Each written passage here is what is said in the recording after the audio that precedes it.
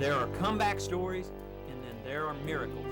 And to millions of sportsmen, the wild turkey is a miracle. The recovery of North American turkey populations in just a few decades represents one of the greatest wildlife management stories ever told. No wonder so many hunters love the wild turkey. We've literally watched flocks grow before our eyes. While sportsmen help turkeys achieve their comeback, the hardiness and adaptability of these great birds made our work easy. Turkeys seem able to call any place home. The Merriams of the Mountain West, the Rios inhabiting Texas and the Plains, Osceolas in Florida, and the Eastern, who's shown he can live from Maine to Mississippi. Come spring, there are few places in America where you can't hear a booming gobble announcing the dawn. And what that gobble has come to mean for hunters. Only a short while ago, hunting was something we did only in fall. Now, the spell of turkey hunting has expanded our time in the woods and our appreciation of this most noble of game birds.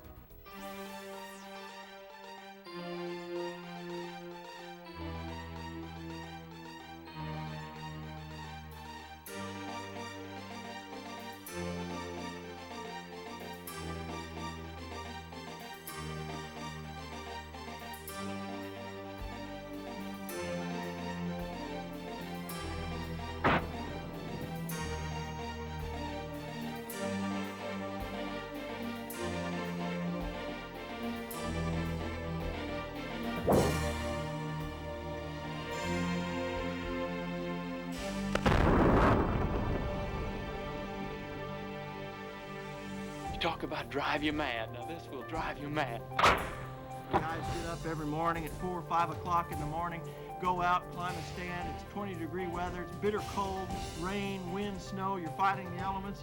Well, it's right here. This is what drives us out there. I want to promise you that is what we wait all year for.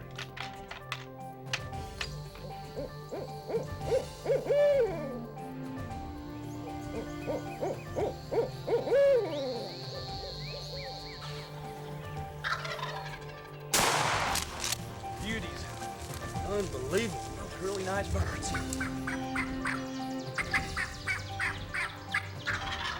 Kill that one.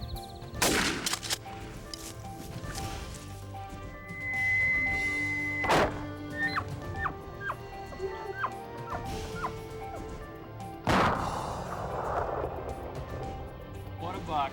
Man, oh man. Your first deer. That's right. Look at that. It's an easy tracking trail, isn't it? Yeah, monster, but he's a monster in my book. The rut is on. Oh, that never gets old, I'll tell you. What an exciting feeling. This is the way to get it done. This is sweet. Last day of the season. I want to see. Congratulations. Let's go look at him.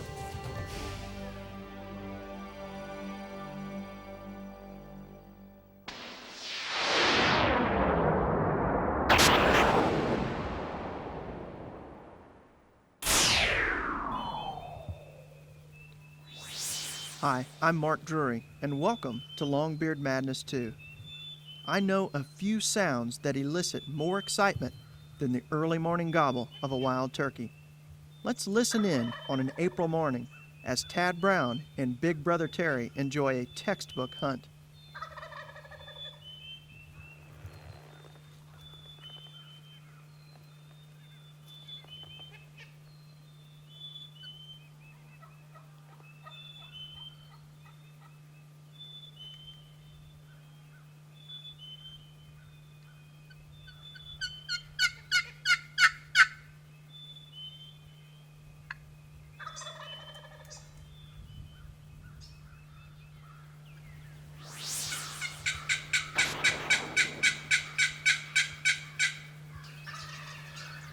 One of the most challenging times for any hunter is the period between a bird's initial gobbling and his flight down to the ground.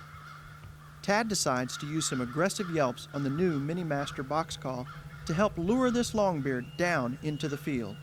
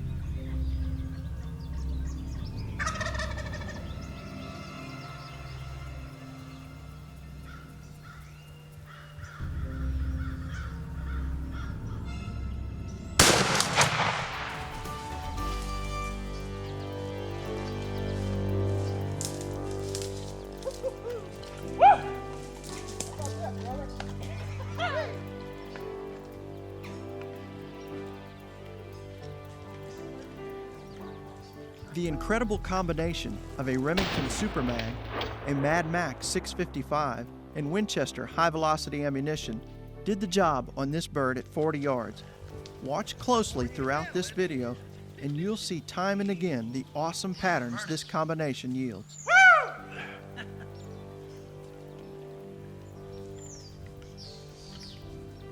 That's about as pretty a show as you could ask. Oh, my word. Did he take his time? He was slow and cautious, wasn't he? Doggone, I'll say. He wasn't going to come in there charging, was he? He kind of gobbled good on the limb, but he was real conservative, I felt like, kind of. Well, So I called to him conservatively. He came conservatively. you couldn't ask for a more textbook hunt than what this was. I'll tell you what. And I think that a lot of it, and we got to give credit to Mark, even though we don't like doing that very often. We got to give him a little credit here. He and I had come over 2 evenings ago, and we were right on the edge of the road in a strip of timber. I blew the coyote holler, and doggone if he wasn't 100 yards off the road.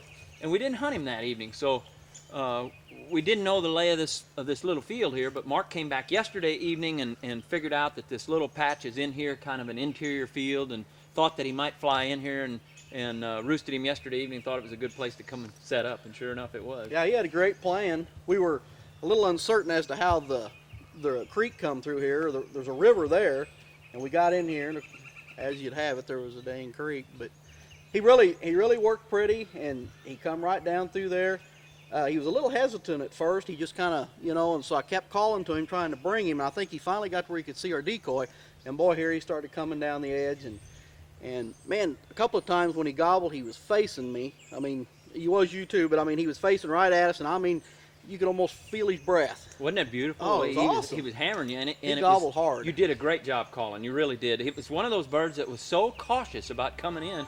You didn't overcall, and we waited until it was fly down time before you did a little tree yelping at him with your little box call. It was a nice classic hunt, and those don't work like that very often. It was a great example of a pretty turkey hunt as you could ever ask for. Well, let's take him to the truck. We'll Congratulations, get another buddy. one. Let's get Good you job. on one. I'm for that.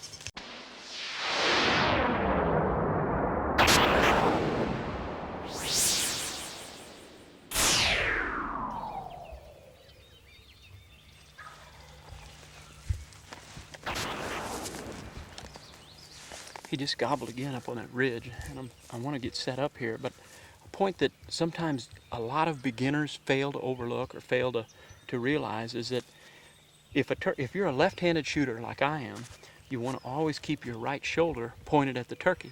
If you're a right-handed shooter, you want to keep your left shoulder pointed at the turkey.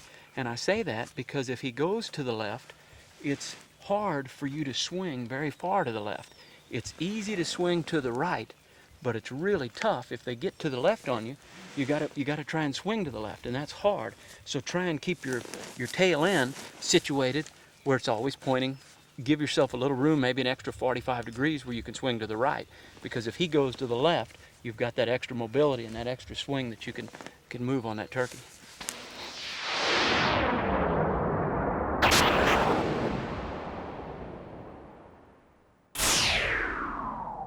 Each and every spring, our cameras enjoy a northward pilgrimage to the rolling farm country of southern Iowa. And each year, we enjoy some of the best gobbling and strutting action imaginable. Last season was no different, as Don and Candy Kiske hosted us to some Longbeard Madness that we won't soon forget.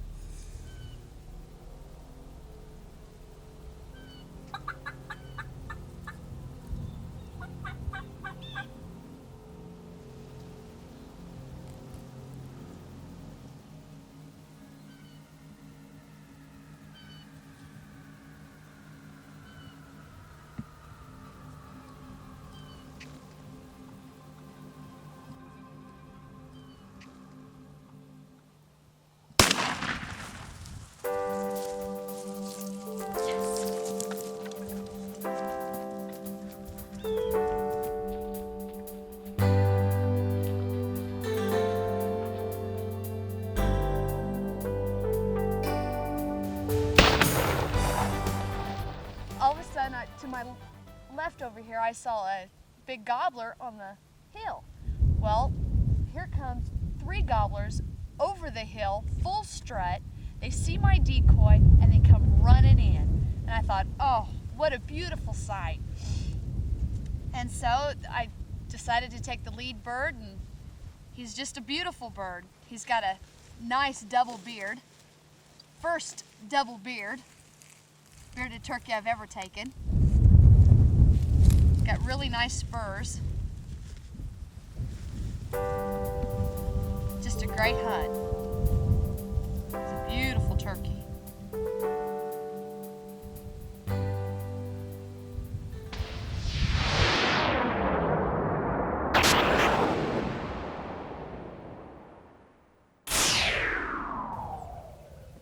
There he is. Right down the crest of the hill. He's got 4 hens with him. The way this ground lays here, we might try to break around this hilltop and try to crawl in on him, see what happens. I can get pretty close to him right here. Full strut right there.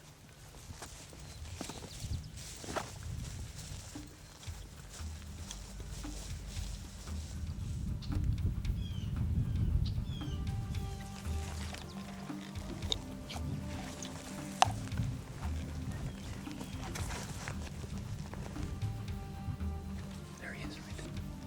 He's right there by this here.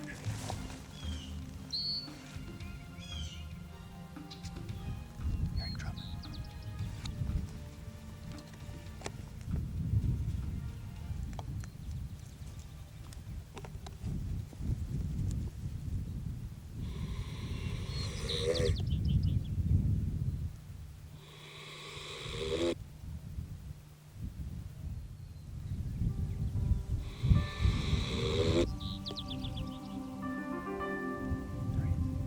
He's coming up there, right there.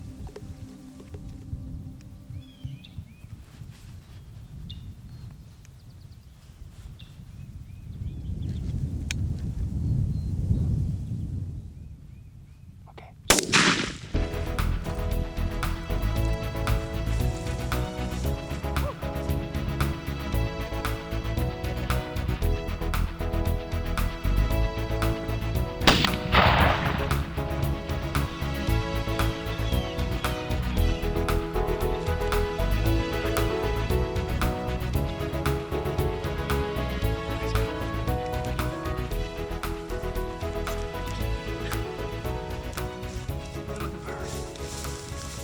Sometimes you just have to be innovative.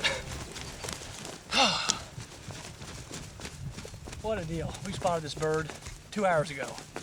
Been trying to get around on him. We finally got around on him. Snuck up to the top of this hill and made just a few calls, did some spitting drums, and he worked back up the edge of the hill and got a shot at him. Awesome. Nice inch spurs. Good beard. Okay.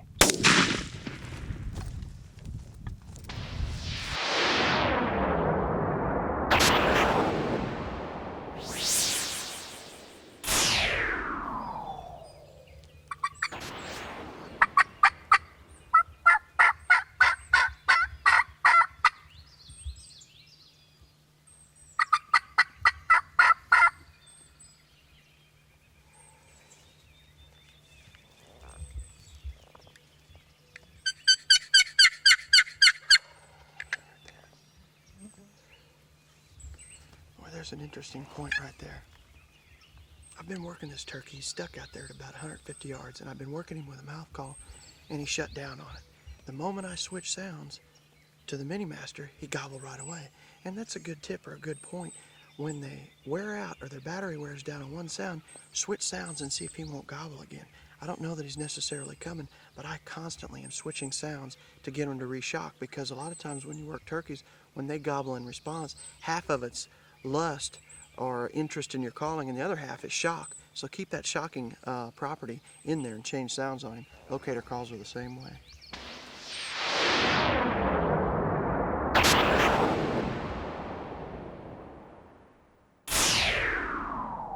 No words can describe the morning our own Tad Brown was about to have. Enjoy a high-pressure morning as Tad tries his luck with a muzzleloading shotgun.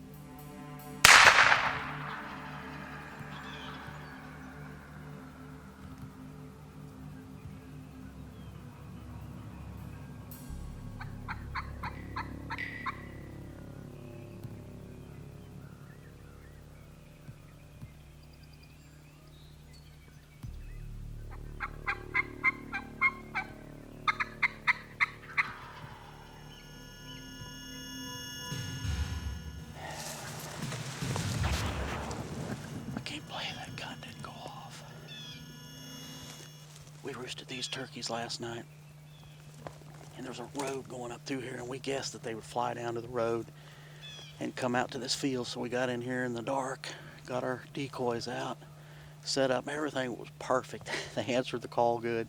They come down, they come out. As soon as they seen the decoys, they started displaying.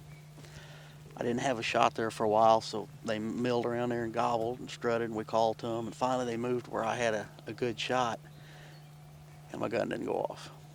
I even popped a cap this morning before I loaded my gun to clear the barrel any extra oil or obstructions. And that's just kind of the perils of black powder hunting. So recap and go again.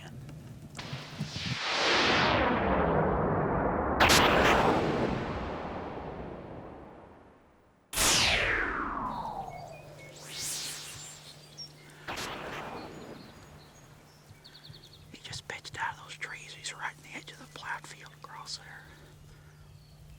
The next morning finds Tad back after one of those goblin easterns.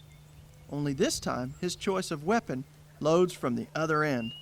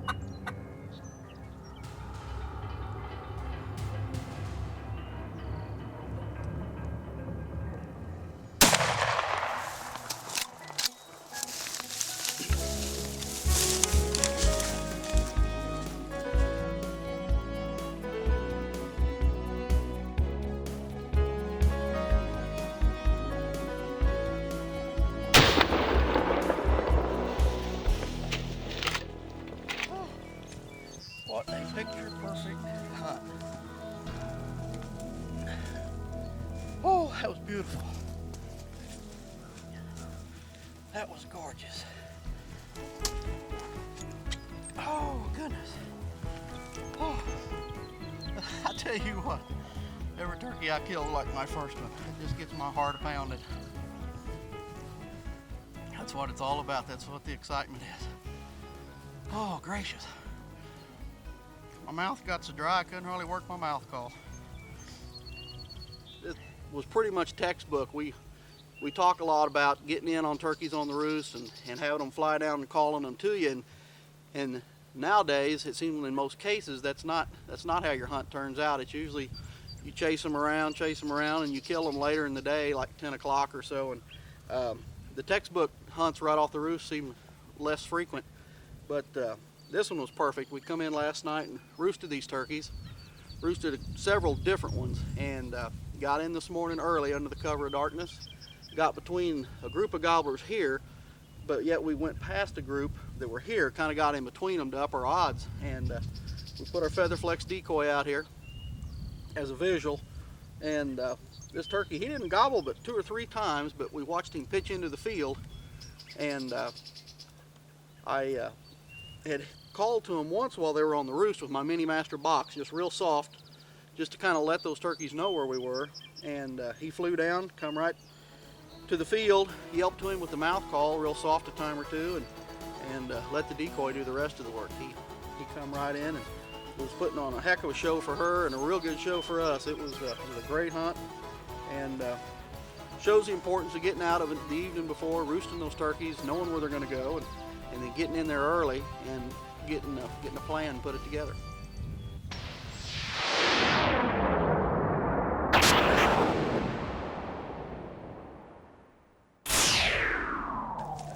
Let's stop right here. Let's check them. I think that bird was down this bottom somewhere.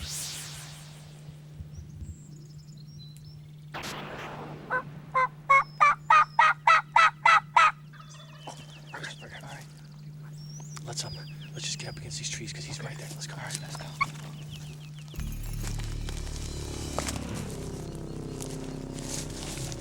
John Odell is no stranger to aggressive calling tactics, nor is he a stranger to the rolling hill country of central Texas. John's friend, Richard Sines, is once again attempting to guide John on one of his many ranches. If you're interested in an awesome Rio Grande hunt, call Richard at the number found within the credits of this production.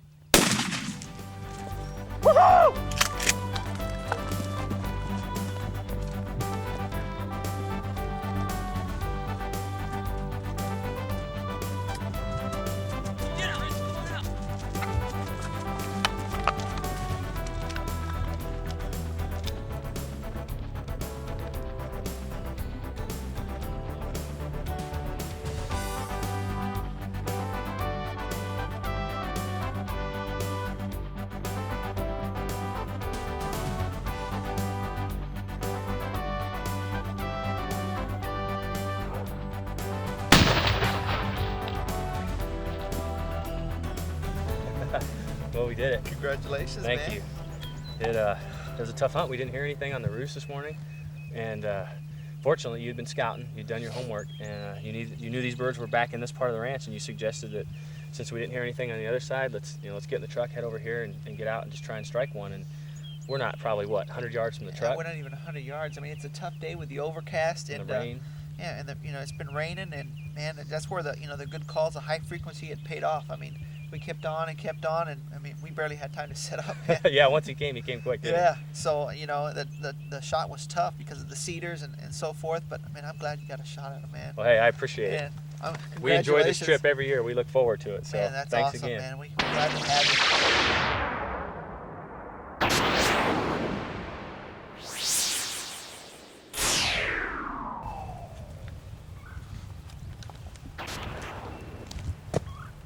Man, that was a great hunt. We just had a super hunt. We came in, struck the turkeys in a little river bottom here, and the birds were across the river, and we didn't realize it when we first struck them, and we set up where we first heard them from, and they were just across the river. They wouldn't move, so we went to see what the problem was, why he wouldn't come, and we found that the river was right there.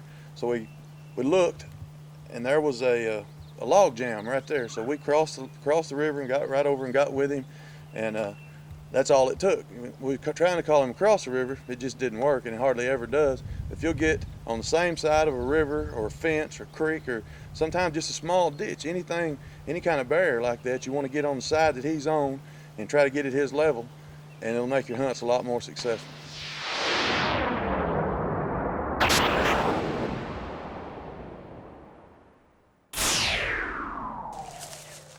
There are few thrills in turkey hunting that compare to guiding a hunter to their first bird. Let's crawl into a known strut zone with Dave and Richard Reisner, as Dave does his best to lure in number one for dear old Dad.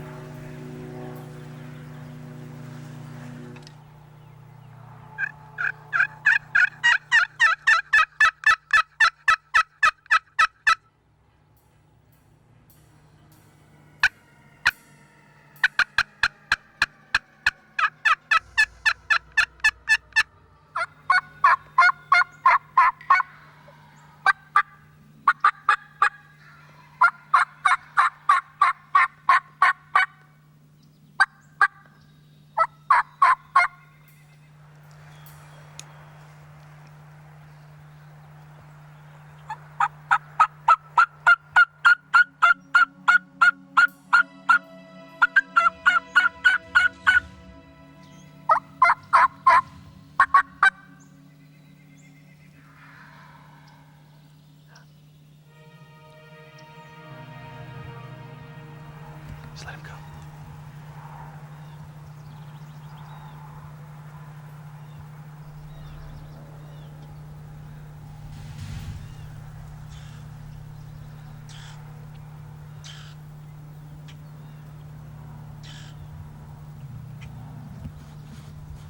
Okay, anytime. Anytime.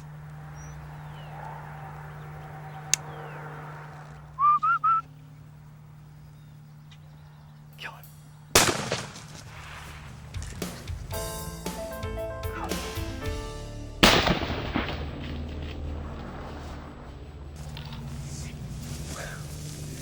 Good shot, Dad. Great shot. Awesome, let's go see him. Well, we had to work for this one a little bit, didn't we? Yeah. They were henned up. They flew down and went away from us. And we kind of kept following them, and we found their strut zone. And we kind of had to sneak up to their strut zone, set some decoys out behind us, and then all of a sudden it seemed like they lost their hens. And I saw one come running. I'm like, Dad, you better get ready. Yeah, it was kind of exciting. I was getting ready, but I was also nervous. This is your first turkey, and it's a heck of a nice one. It's got over-inch spurs come to sharp, double beard, and it's just a beautiful, beautiful eastern. So, well, it's my turn. I think it's time you get one. Yeah. Well, thanks, Dad. I appreciate coming out with me. I know we've talked about this a few years in a row, and I finally made sure you applied for your tag, and we got one our first year out together.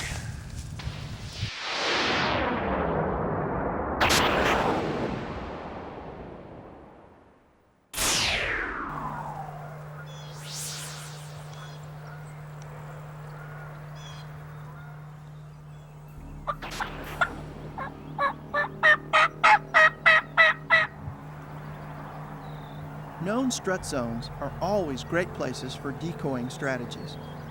Let's again go along with Dave Reisner and John Odell as John tries to pull another keeper from this strut zone honey hole.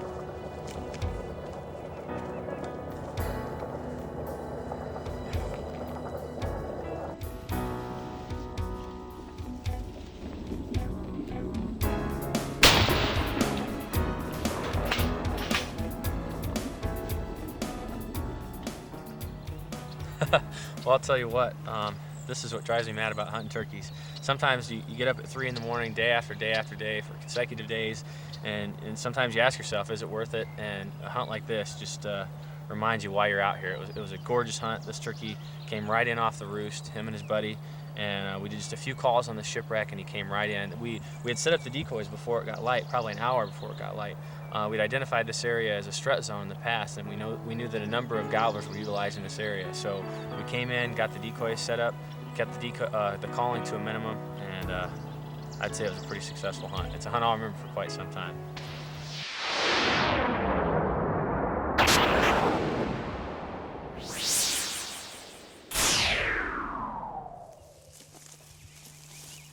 There's a nice holler right here.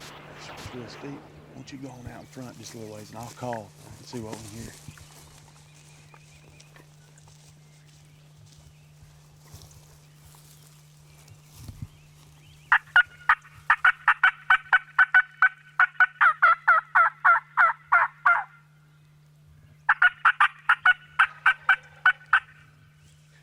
Right there. You hear it? Yeah. Right here in front of us. I didn't even hear it. And see, that's why we like to get somebody to walk out in front like that, because so many times people stand right here together, and when you're in the middle of the call, neither one of you here, I didn't even hear the turkey. I heard him plain as day right out here in front. Why, it was in the middle of your second series. Well, that's smart to do that right there. You huh? bet. Well, He gobbled hard. Let's get on him. Let's get on. We don't want to waste no time.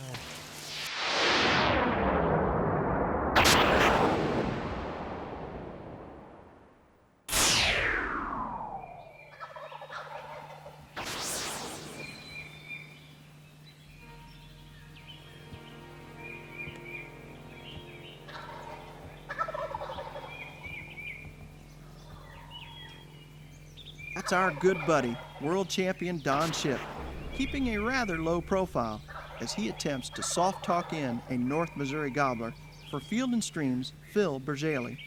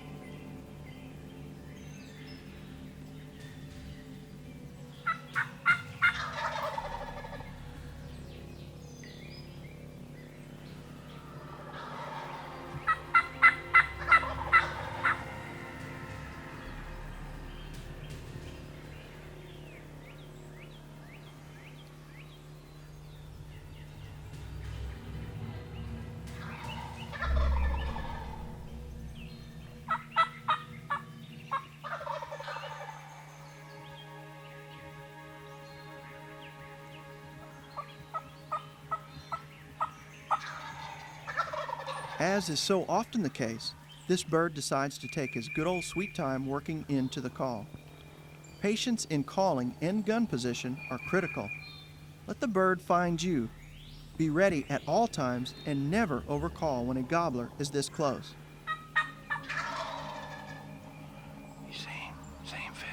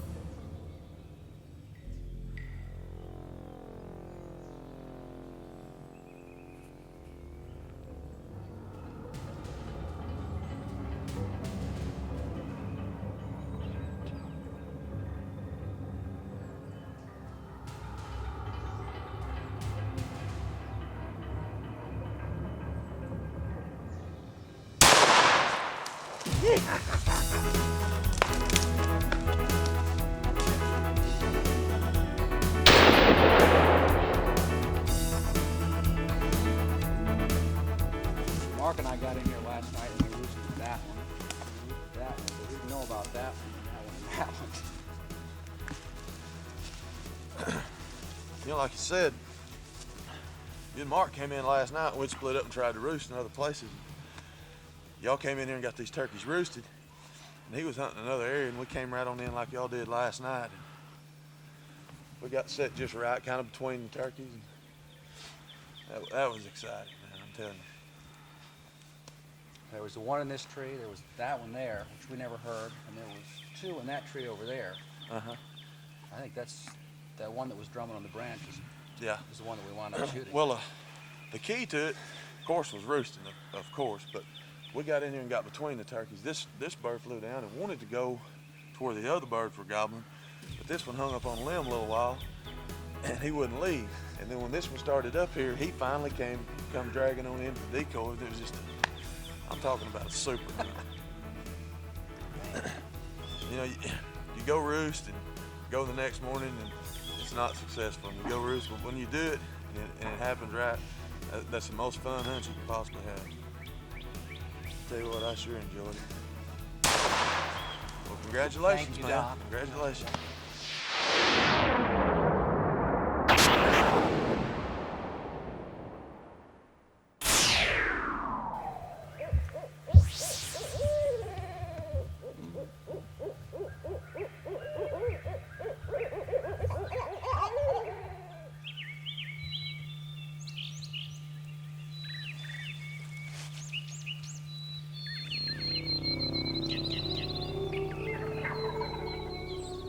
When Terry and I first viewed the following hunt, we were spellbound.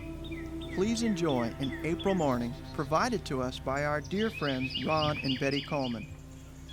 Betty uses a trio of featherflex decoys to lure in two monster eastern gobblers.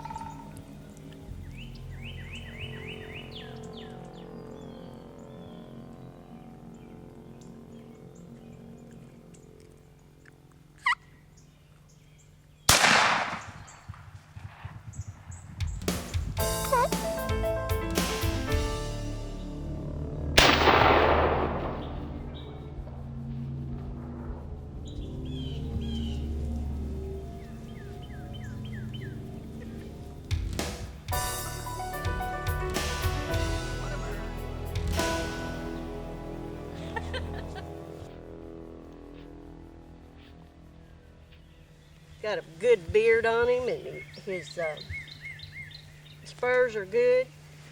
But the color was beautiful. A beautiful bird and big. Any sight this beautiful deserves just one more look. Truly some of nature's finest.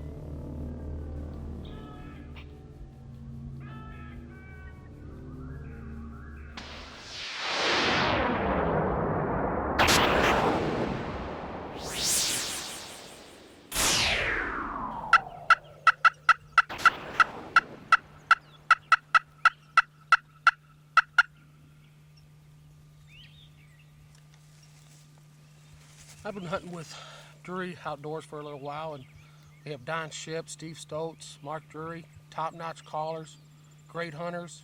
They run calls. They're super at running calls. Me, myself, I love hunting turkeys. I love hunting with them. With their help, they show me a little bit. I like working my birds, use the friction call. If I start getting them in closer, I drop to my mouth call. Just goes to show you, I mean, when you work that call, you don't have to be the best. You got to just sound like a turkey, work that turkey, and hopefully he'll come in for you.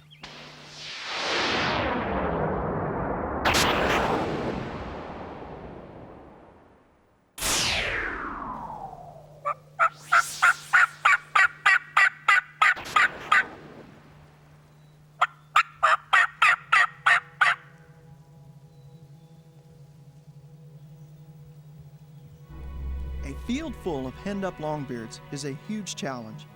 Let's see if Dave Reisner can lure just one of these 5 gobblers his way.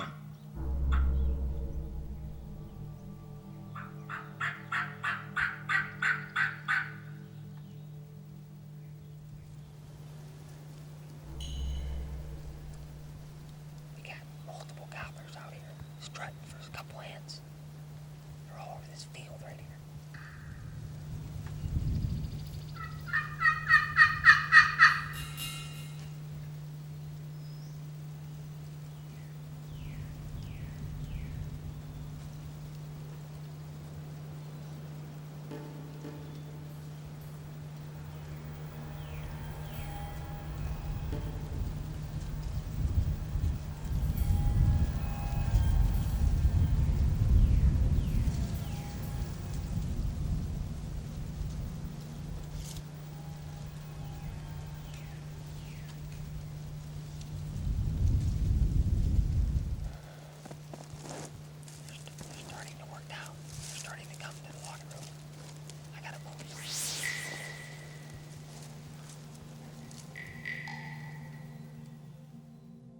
Finally, after an hour of high-frequency coaxing, Dave lures a gobbler to within 30 yards.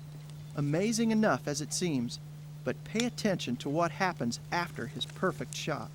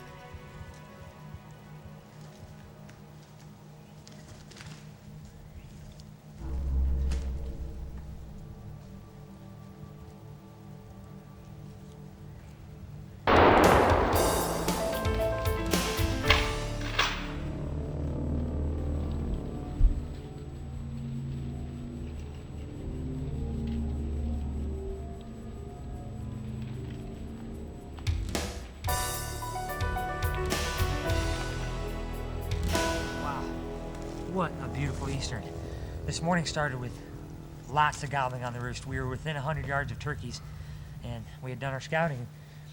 We thought they'd come right to this point in the slaughter road and work right into our decoy setup, but instead they stayed out in this field, and they were with hens, and there ended up being 5 or 6 gobblers that just kept coming from different directions out into this field. And I knew if we just stood patiently that, you know, one might make a mistake. And I think one of the keys to this hunt was I was using my mouth call at first, and I switched to the super illuminator, switched to that high frequency, and that just seemed to trigger them. Maybe they got sick of my mouth call, or they just liked that high frequency. I found time and time again, and I think this bird's just another example of that high frequency certainly does work. But what a beautiful hunt all the way around. Once again, here's a sequence we felt worthy of sharing one more time.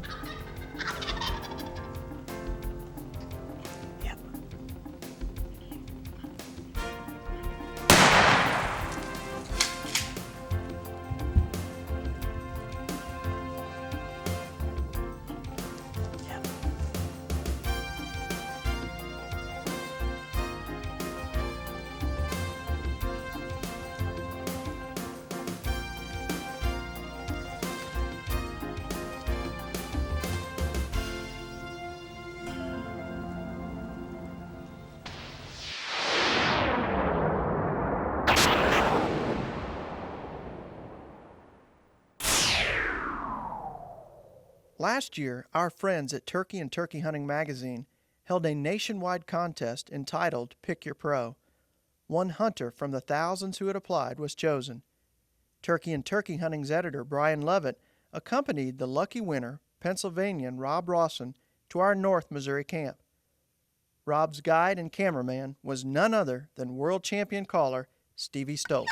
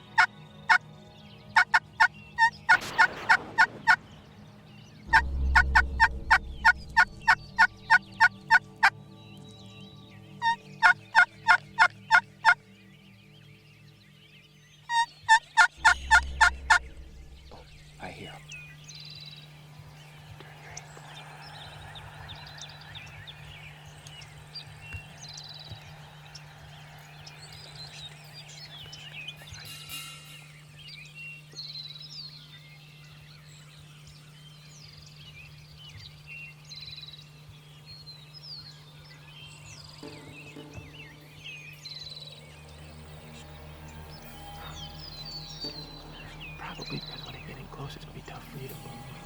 You don't want to bump that in.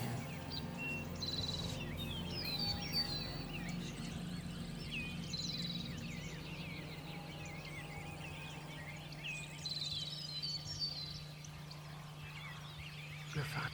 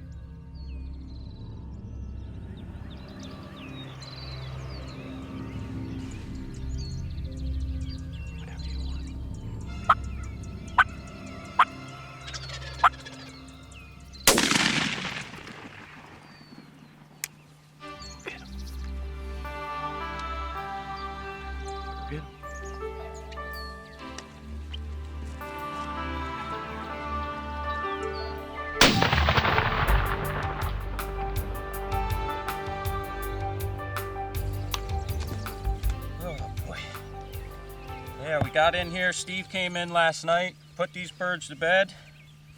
Worked in here this morning a little early, gobbling a little bit.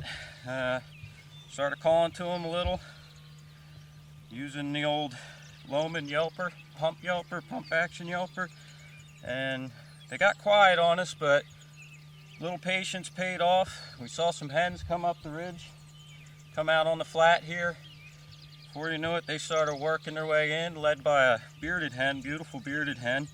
She came in and started dusting a little, and then two strutters were following right behind her.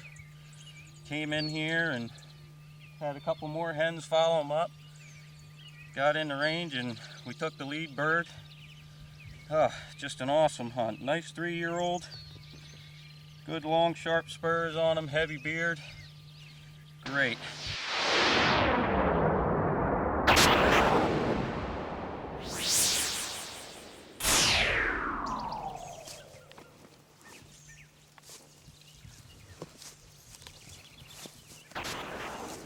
pretty bottom field right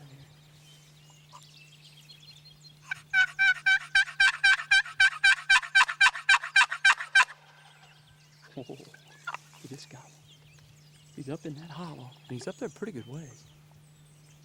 But I don't know, I really don't want to cross this big wide open bottom, because if he would happen to come up on a hump or something and take a look, then I'd be exposed. So one really, really nice way to maneuver on a turkey is this creek. I've got a real sandy bottom branch here, and I'm going to slip down in there and try and get from point A to point B as quickly as possible and not make any noise. Well, there is no sweeter way to manipulate and maneuver on a turkey than a sandy creek bottom. It makes absolutely no noise, and it's a great way to get from point A to point B without them spotting you. This creek is about 12 to 14 foot below that bottom field. It's a sweet way to move on it.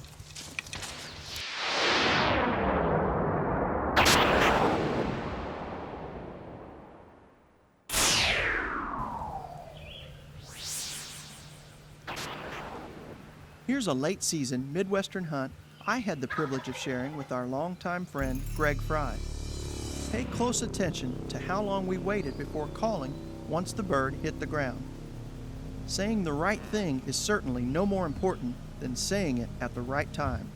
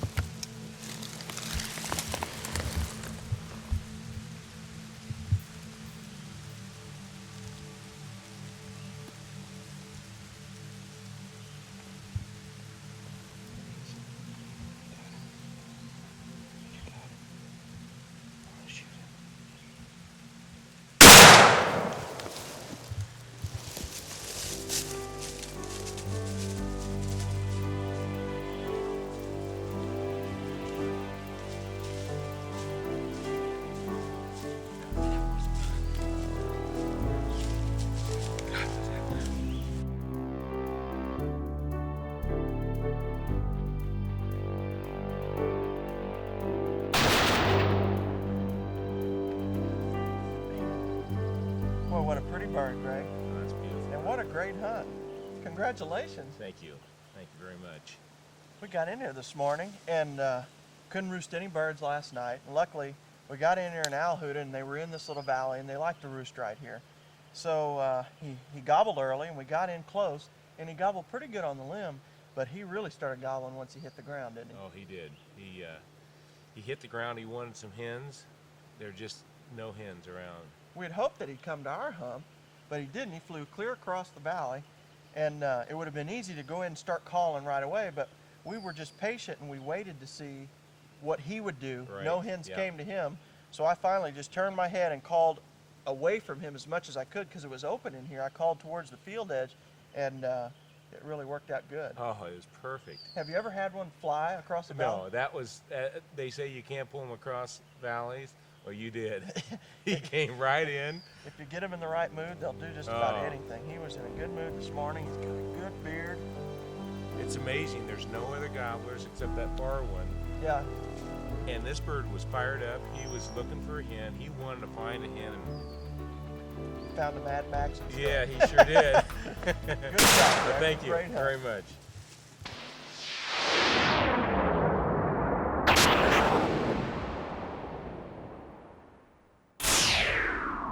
We have been fortunate to hunt turkeys in a variety of different states under varying conditions.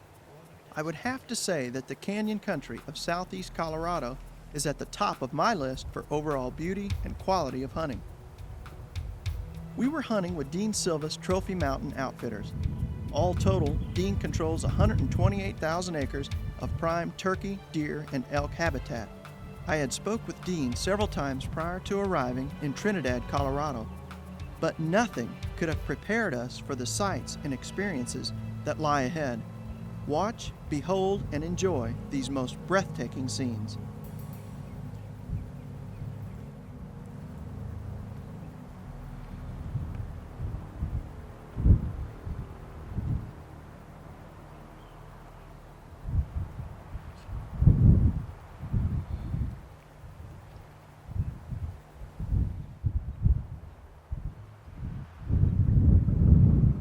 Something coming off that canyon face right down to that tree. Here comes another one. I've never seen anything like that.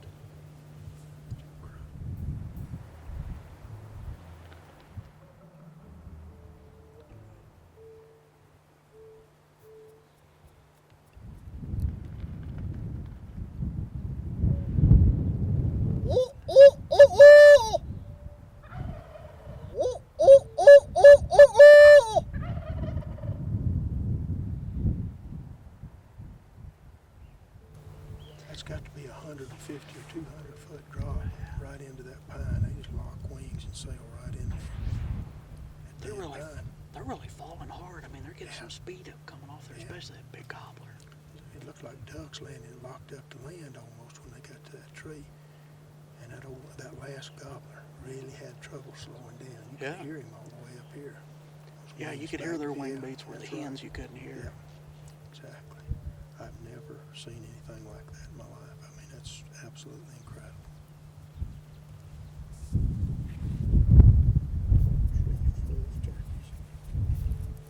Needless to say, our anticipation of this hunt was at an all-time high. Those cliff diving turkeys had us ready to cut and run one of Dean's canyons first thing the following morning.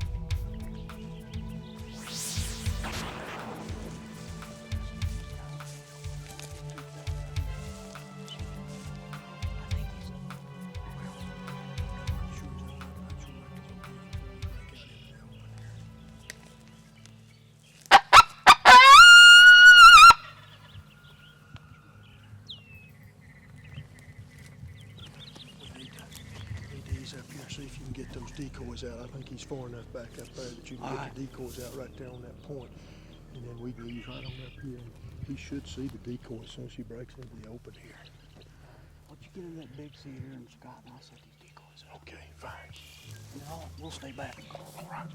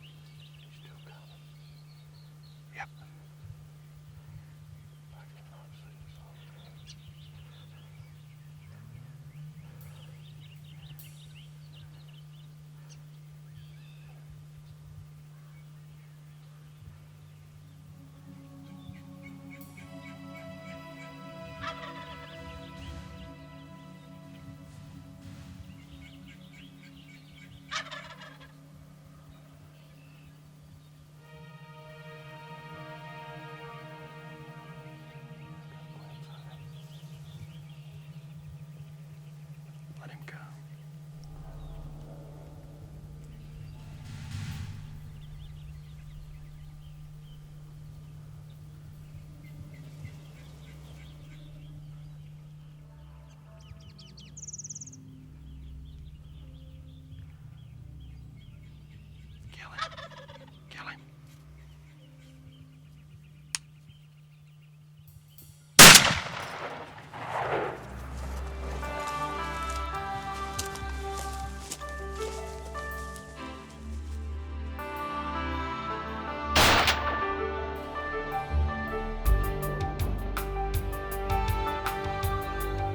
Guys, what a wonderful Colorado morning. Who could ask for a better start to a hunt? That's a great way to start one, isn't it? It is. It is indeed. Scott, tell us a little bit about this beautiful canyon that we came down in here. And I guess these birds have been here a long time? Oh, forever. It's called Chiquat Canyon, and it goes, you follow this around through, it's 18 miles through here, and it just makes you a loop around here. And these turkeys in here, they haven't been hunted a whole lot, but one thing about them, they'll gobble, and with this echo and everything, it's hard pinpointing just exactly where they're at. Sometimes you'll think they're over here, and then you find out that they're over here. Well, Tad had the answer. He got that coyote howler going, and man, from that point on, things fell in place, didn't they? Yeah, we've got this road where we're driving through this canyon, and you said we'd just ease our way in, and we used our new power howler we got coming out next year. And man, in this canyon it carries. Once you got to sit down, I worked that turkey with our Mini Master box call. It's a new call we got coming to the market this next year. It's a little call with a big sound. I mean it. Well, the first time you hit him with that, he loved that high pitch. He came in and hammered on it. And I don't know how much you could tell. I know you two guys were back behind, but he absolutely loved it. And he was coming steady and answering that call right along, and did what you want a turkey to do. And man, yeah, we got the end results we were after, that's for sure. Aren't these Miriam's things of beauty too? I mean, look they at are those, pretty, very those pretty white subspecies tip, cream of turkey. tip feathers. I think they're the most beautiful turkey, and what a glorious way to start a hunt.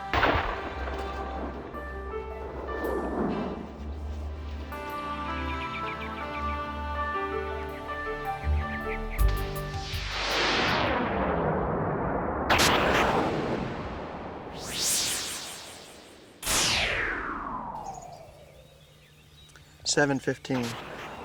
How typical. Had some gobbling on the roost this morning. Turkeys flew down, shut up when they hit the ground. Can you relate to that? I'll bet you can. It happens to us all the time. What happens is, it's very natural.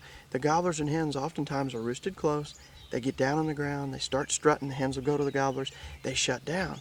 Then, until they get to where they want to go, or until they lose those hens, you got a quiet period in there, and oftentimes it's from 7 to 8 or 7 to 8:30, or maybe on up to 9 or 10 before those hens start to filter off and go to the nest. They'll go off to scratch, they'll go off to dust, they'll go off to feed. There's a lot of different reasons they start to filter away from those birds. The biggest one is to go lay another egg in their clutch. When that happens, then those turkeys will go back to gobbling.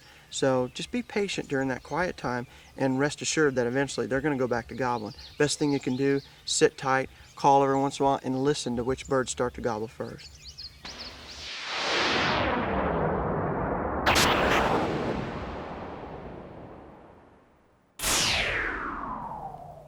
One of the many luxuries of hunting these vast canyons are the ever-present bird's eye views one receives. The ability to spot lone gobblers from the canyon rim allows for a careful planning session. The only challenge is to remain undetected as you pick your way closer to the bird down inside the canyon.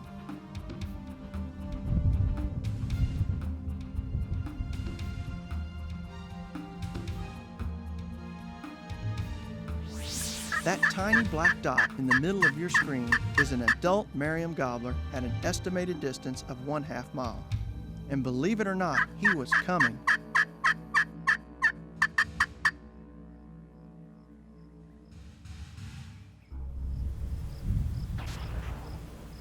Tom's coming in. He's coming pretty good. He's really calling good. He's coming, gobbling on his own. We can see him out there moving through the cactus, getting closer to us all the time.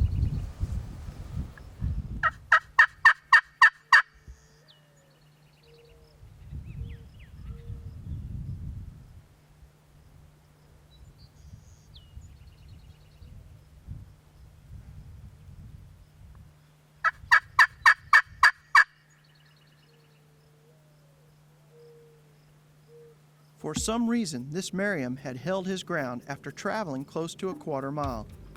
After a quick huddle, we decided to get aggressive and move in.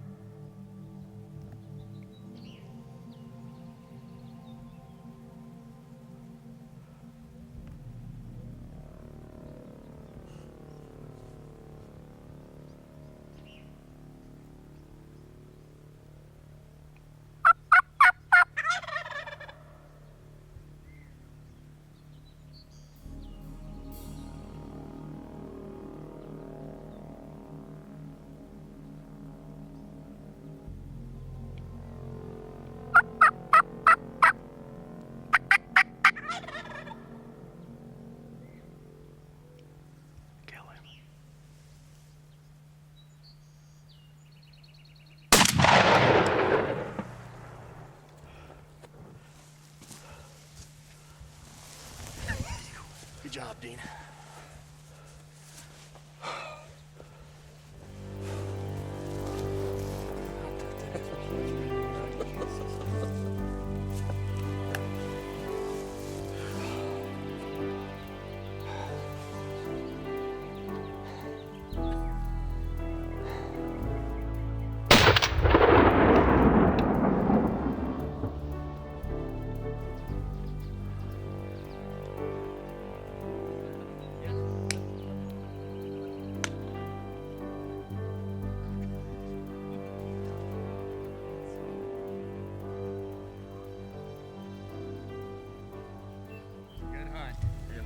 Now we gotta climb back Now to the to top. climb back out.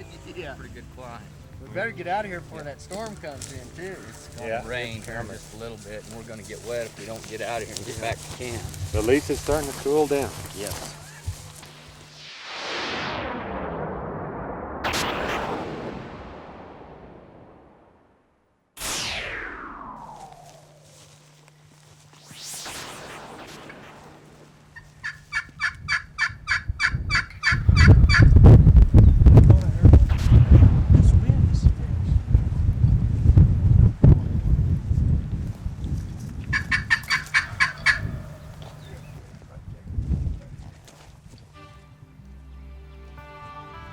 I was anxious to work one of these beautiful Colorado Merriams.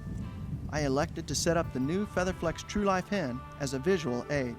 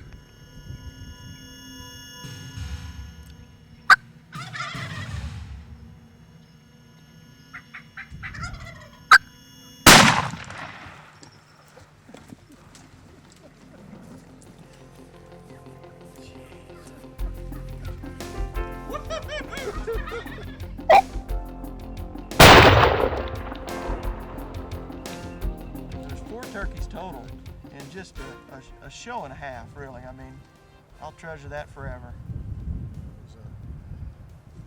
Magical moment just to be a part of, and to see that the way I saw it, and boy, he was so pretty. From the time he hove into sight, he was a glory to behold. Well, that's only my second Merriam, but you'll hunt a long suffice time. it to say, it's going to be my best one. That's the most beards I've ever killed on a turkey right there. That is a long time before you kill a turkey like that. That's awesome, guys. Thank you.